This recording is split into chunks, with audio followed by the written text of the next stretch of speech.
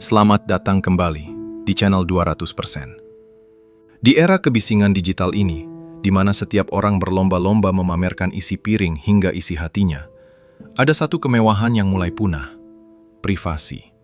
Ketahuilah saudaraku, tidak semua hal dalam hidupmu adalah konsumsi publik, dan tidak semua yang ada di pikiran pantas dilontarkan keluar. Ada kekuatan magis yang hilang ketika kamu terlalu banyak bicara.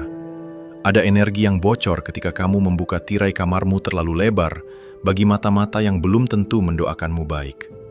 Seringkali, kehancuran seseorang bukan disebabkan oleh serangan musuh dari luar, melainkan karena ia terlalu banyak membuka pintu bentengnya sendiri, sehingga energi negatif dengan leluasa masuk dan merusak tatanan takdirnya.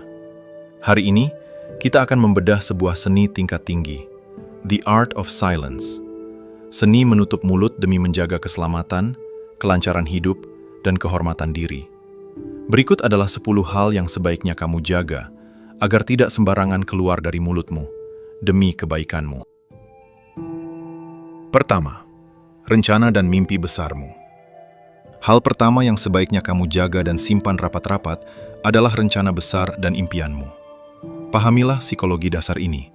Ketika kamu menceritakan rencanamu kepada orang lain, otakmu melepaskan dopamin seolah-olah kamu sudah mencapainya. Akibatnya, rasa lapar untuk mengeksekusi rencana itu hilang. Kamu kenyang oleh validasi palsu, bukan oleh hasil nyata. Kamu menjadi pecandu pujian, bukan pejuang pencapaian. Dan lagi, secara spiritual, tidak semua telinga yang mendengar itu terhubung dengan hati yang tulus. Energi iri dari orang lain, atau yang sering disebut evil eye, yaitu tatapan jahat yang penuh kedengkian, itu nyata. Getaran negatif dari keraguan orang lain bisa menjadi friksi yang menghambat laju kapalmu. Mengapa kamu mau meletakkan benih impianmu di tangan orang yang mungkin saja ingin menghancurkannya? Jadilah seperti alam yang bekerja dalam senyap. Sebuah benih pohon beringin yang gagah tumbuh dalam kegelapan tanah yang sunyi sebelum ia menembus permukaan. Ia tidak berteriak, "Aku akan tumbuh dan menjadi besar." Ia hanya tumbuh. Biarkan hasilmu yang membuat kegaduhan, sementara prosesmu tetap menjadi misteri yang anggun. Simpan rencanamu hanya untuk dirimu dan Tuhanmu. Biarkan orang lain terkejut dengan hasil akhirnya. Jangan berikan peta perjalananmu kepada dunia, karena kamu tidak pernah tahu siapa yang sedang memasang ranjau di rute yang baru saja kamu umumkan. Kedua, masalah dan aib keluargamu. Yang kedua ini adalah benteng pertahananmu, masalah keluarga. Rumah tanggamu, konflik dengan orang tua, pertengkaran dengan pasangan, atau kenakalan saudaramu adalah wilayah sakral. Mengumbarnya ke media sosial atau teman mopi, itu seperti melucuti pakaianmu di tempat umum.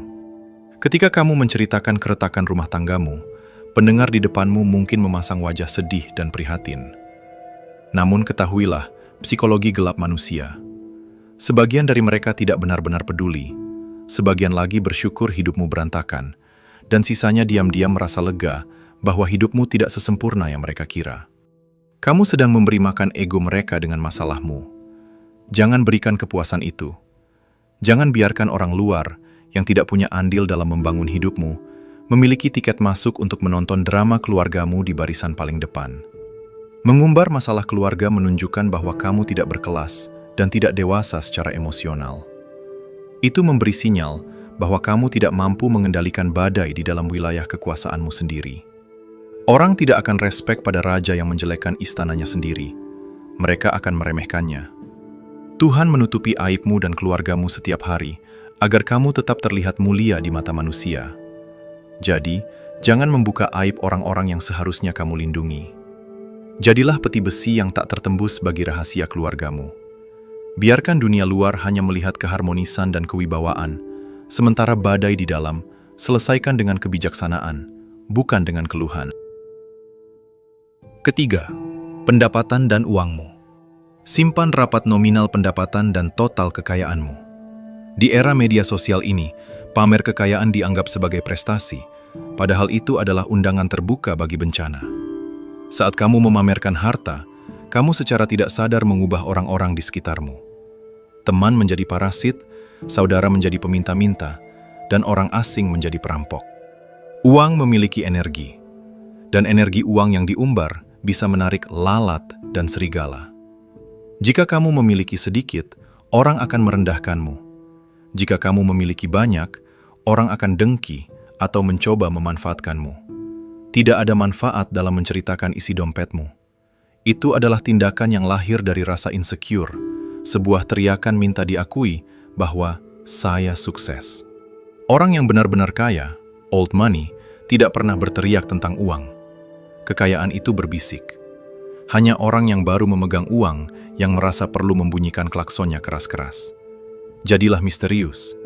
Biarkan orang bingung bagaimana kamu bisa membiayai gaya hidupmu yang cukup nyaman.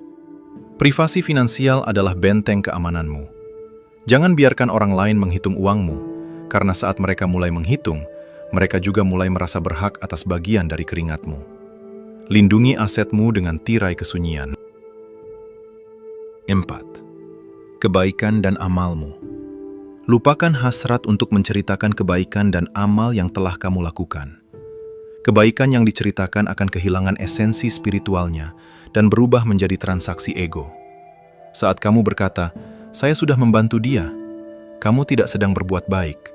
Kamu sedang membeli pujian dengan mata uang kebaikan. Dan percayalah, manusia punya radar yang sangat tajam untuk mendeteksi ketulusan. Mereka bisa mencium bau narsistik di balik topeng kedermawananmu.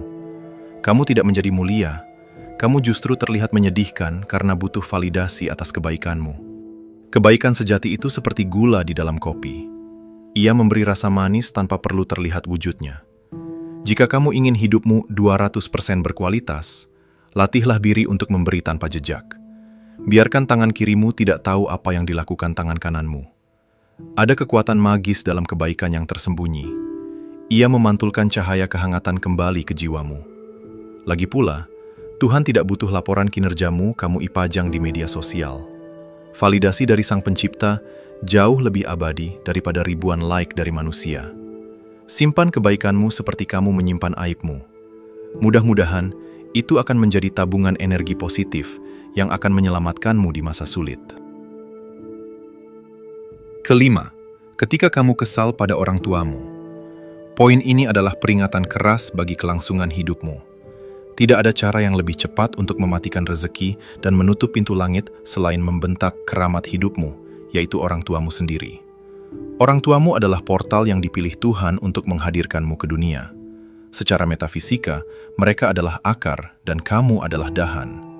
Bagaimana mungkin kamu berharap dahanmu berbuah lebat dan daunmu rindang jika kamu sibuk meracuni akarmu sendiri dengan kata-kata kasar? Melawan orang tua dengan logika intelektualmu adalah bentuk arogansi paling rendah.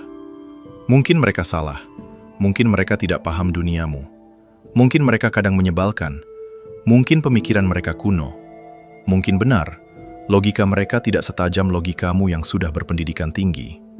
Tapi pahamilah hierarki kehidupan ini. Kamu tidak bisa melawan sosok yang pernah menyuapimu, mengajarimu berkata-kata, merawatmu ketika sakit, dan membasuh kotoranmu saat kamu tak berdaya, hanya dengan argumen setara teman ngopi. Itu adalah pertarungan yang tidak akan pernah bisa kamu menangkan, dan hanya kekalahan memalukan yang pasti kamu dapatkan. Saat kamu meledak di depan mereka, kamu tidak sedang terlihat kuat atau keren. Kamu sedang terlihat lemah, tidak beradab, dan sedang memotong akar pohon kehidupanmu sendiri. Kamu kehilangan keberkahan dalam hidupmu, menukarnya dengan kepuasan ego sesaat. Teriakanmu kepada mereka adalah doa kehancuran bagi masa depanmu sendiri. Energi durhaka itu nyata, dan ia bekerja seperti racun lambat yang akan mensabotase karir, hubungan, kelancaran hidup, dan ketenangan batinmu tanpa kamu sadari. Seorang yang berkelas tidak membalas ketidaktahuan orang tua dengan amarah, melainkan dengan pemahaman. Ia tahu bahwa memuliakan orang tua bukan berarti menyetujui semua pendapatnya, melainkan menjaga adab di hadapannya. Jika kamu terpaksa harus pergi, pergilah sejenak untuk menenangkan diri. Tarik napas. Ingatlah, durasi tayang mereka di dunia ini sangat terbatas. Kulit mereka yang semakin keriput adalah timer yang sedang berjalan mundur. Jangan sampai bentakanmu menjadi suara terakhir yang mereka ingat sebelum mereka pergi selamanya. Kendalikan lidahmu. Telan amarahmu meskipun rasanya seperti menelan bara api. Jadikan diammu sebagai ibadah termahal. Kamu bisa mencari uang, kamu bisa mencari pasangan, Tapi kamu tidak akan pernah bisa menemukan pengganti pintu menuju kebahagiaan abadi yang duduk di ruang tengah rumahmu itu.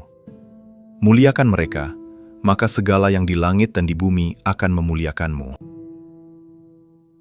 Keenam, menceritakan ketidaksukaanmu pada seseorang ke orang lain. Poin selanjutnya, ini adalah tentang kecerdasan diplomasi. Simpan rapat-rapat antipati atau ketidaksukaanmu terhadap orang yang belum menjadi musuh terbuka. Kita semua memiliki daftar hitam, daftar orang-orang yang energinya tidak selaras dan ingin kita hindari. Mungkin tetangga yang berisik, atau rekan kerja yang perilakunya menyebalkan, namun belum melakukan kesalahan fatal. Tahan lidahmu. Jangan pernah biarkan siapapun tahu siapa saja nama yang ada di daftar hitam itu. Jangan pernah menceritakannya pada orang lain tentang ketidaksukaanmu itu.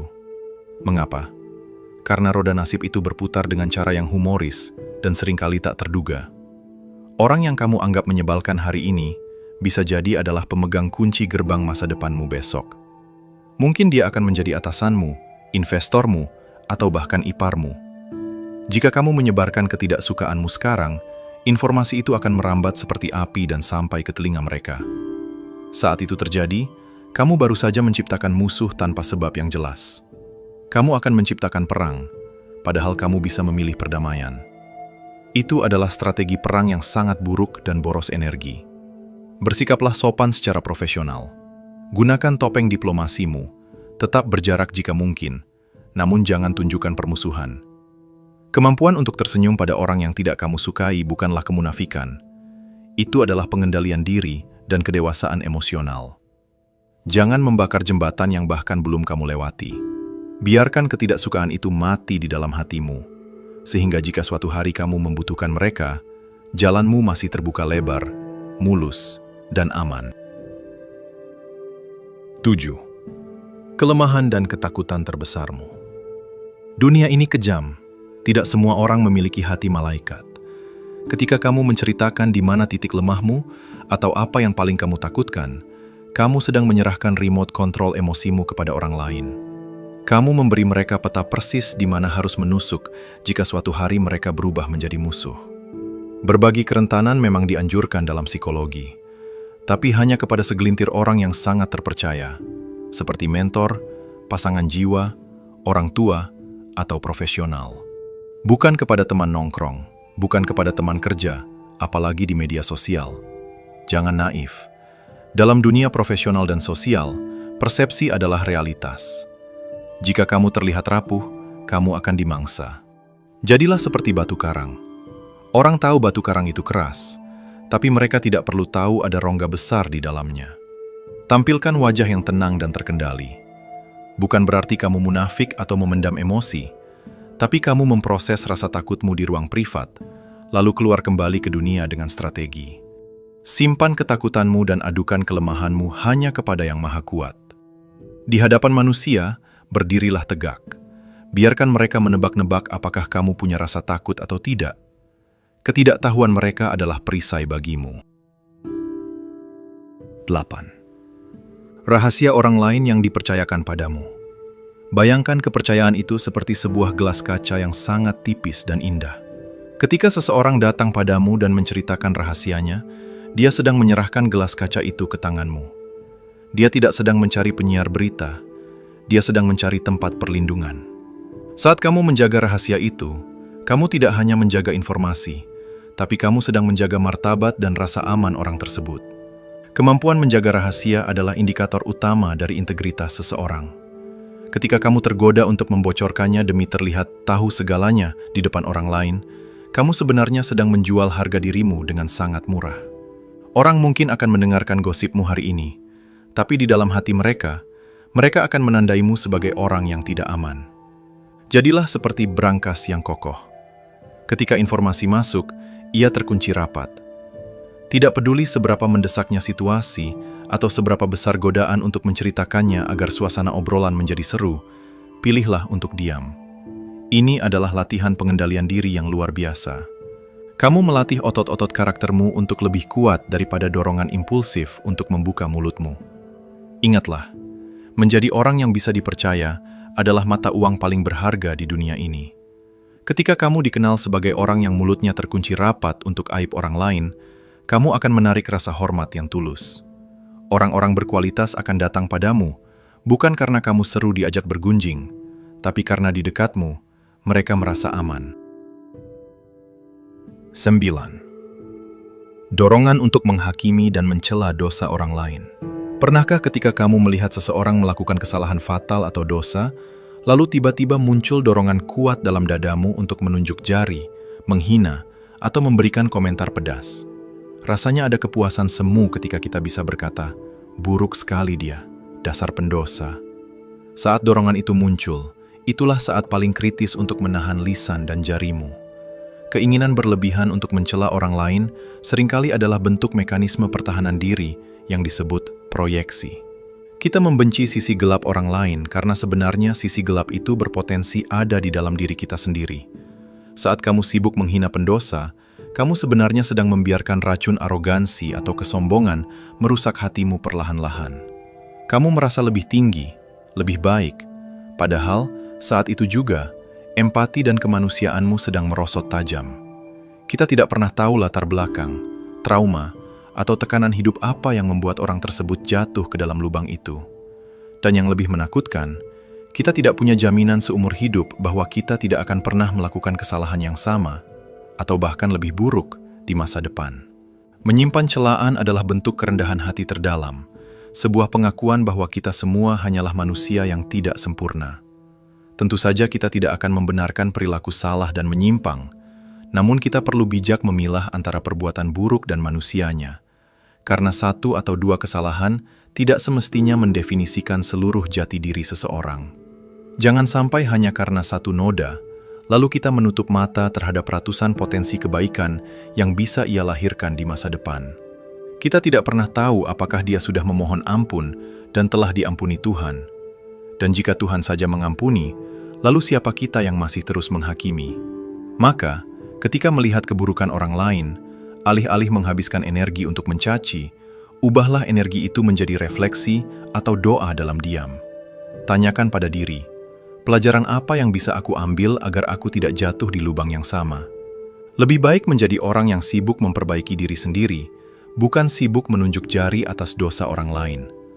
Kualitas dirimu terlihat bukan dari seberapa keras kamu meneriaki kesalahan orang, tapi dari seberapa tenang dan bijak kamu merespons ketidaksempurnaan dunia ini. 10. Tingkat intelektual dan spiritualmu. Orang yang benar-benar tahu tidak banyak bicara. Orang yang banyak bicara biasanya tidak tahu. Jangan menjadi tong kosong yang nyaring bunyinya. Memamerkan seberapa banyak buku yang kamu baca atau seberapa dalam spiritualmu justru menunjukkan besarnya egomu. Biarkan kebijaksanaanmu mengalir dalam tindakan, bukan dalam pameran kata-kata yang rumit. Biarkan orang lain yang menyimpulkan bahwa kamu cerdas dan bijak dari cara kamu menyelesaikan masalah, bukan dari caramu mendebat mereka. Spiritualitas yang sejati itu hening. Ia tidak butuh pengakuan. Ia tidak butuh label, suhu, atau guru. Simpan pemahaman mendalammu untuk saat-saat krusial, di mana kecerdasan dan kebijaksanaanmu dibutuhkan untuk memberi solusi, bukan untuk menggurui. Jadilah danau yang jernih dan tenang.